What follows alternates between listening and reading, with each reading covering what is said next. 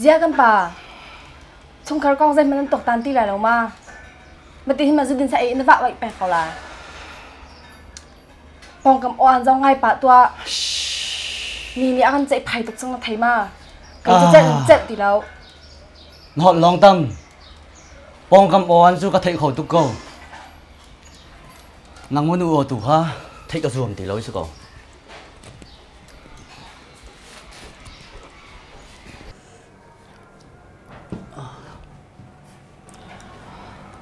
Zia kan pa zai tin da se nu zi birim thai mi lo we hol ti la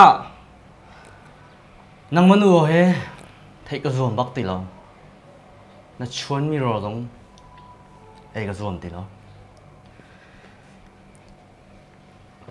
kit lai na ro no ti la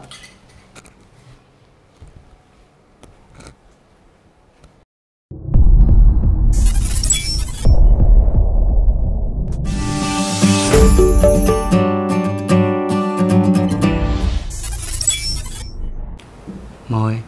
Oi. Nang su kan dot tu ke. Stak ma, kai mama nakadot daw pakhat no.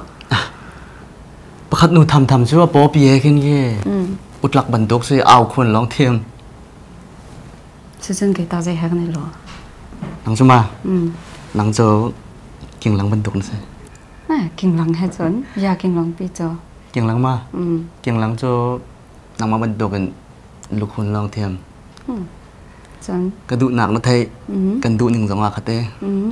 Nang ma kan dot dep tuk. Cái sang kan dot tuk de.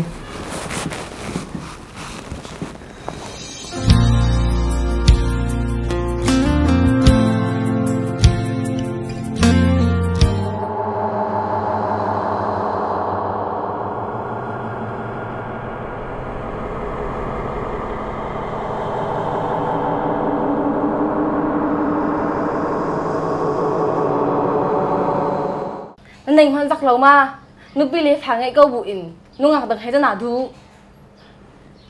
na phan nu le pathian min phai jong na zau pa lo ma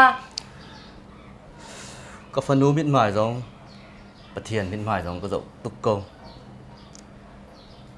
nang ma nu mit mai du dau ko zuam ti lo sa ko nang ma lo ma tlak ba them ko ana rel chim ko lo a jang ka thiam khau tuk be ka na thai ma pathiam ko thiam khe la kan ni than lai o ka na chen la ra cái má phần nú xe cái má nâu lồn cầu pin nào nó ngày lâu thấy mà cậu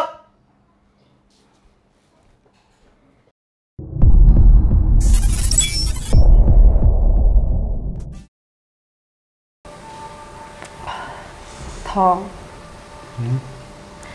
cái mi he nó or mi he nào tuk tuk lo ma Zehen ka naw tet le nu cho fakhat an ngai a an par chuak ti se nu vial te lakmana nang cho kacha chen par bik paknis lo ne be chin thiam te le na mi do te he hen or lo option tha do we